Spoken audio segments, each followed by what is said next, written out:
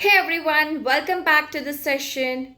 Have you ever wondered about your wildest but most innocent dream as a child? Why you could fly or become something very magnificent?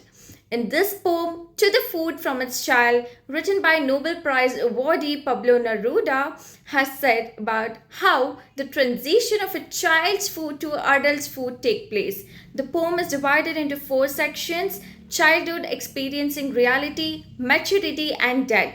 In this section, we will be covering about childhood and experiencing reality. So let's dive right into our childhood dreams. So let's get started. The child's food is not yet aware it's a food and would like to be a butterfly or an apple. But in time, stones and bits of glass, streets, ladders, and the path in the rough earth go on teaching the food that it cannot fly, cannot be a fruit bulging on the branch. Then the child's food is defeated, falls, and the battle is a prisoner condemned to live in a shoe.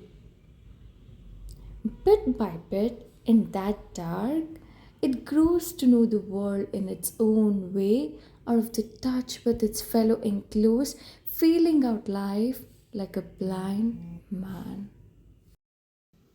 So the poem begins with food as a child.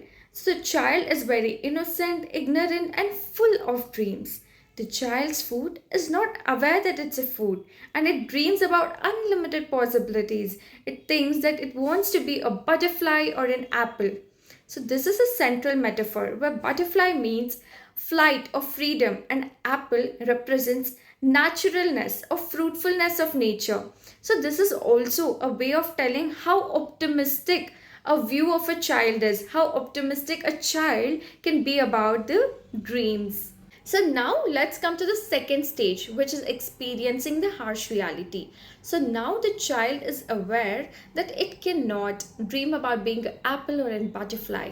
It slowly starts to get knowing what actually the world is, and its innocence is getting crisped away. So what do you mean by the lines bits of glass, stones, ladder, street? So this represents roughness of the earth, that is the hardships of life.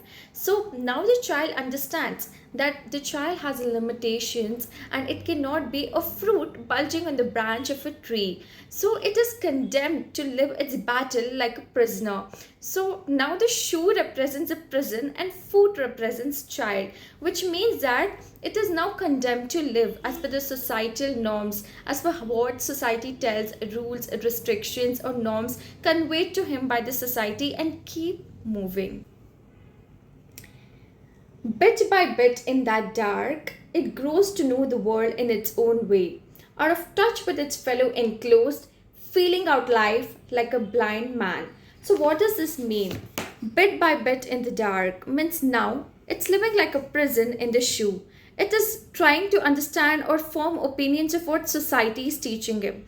Now the child is not open to form ideas of its own. It is taking and adapting the it's trying to form the opinion based on outside world, based on the society or what the society dictates or what the experiences of the world is teaching him to be. And he's alone, he's not counterparting with anyone or groping around, he's just following the norms like a blind man. And it is also a way of telling that how the food is adapting the space in the confined area. So it is a way of telling that based on the opinions of outside world, it's forming its shape, it's forming how it would be leading its life further. So, the journey of the food is beautiful, parallelly disappointing, but the child gets hit by the harsh realities of life. So, this critique raises a question about: Are we really living the life that we wish to, or are we laid down by the norms of society? Think about it. Let me also hear your answer about it, and meet you all until the next session where we will be discussing about maturity and death. Thank you. Have a great day.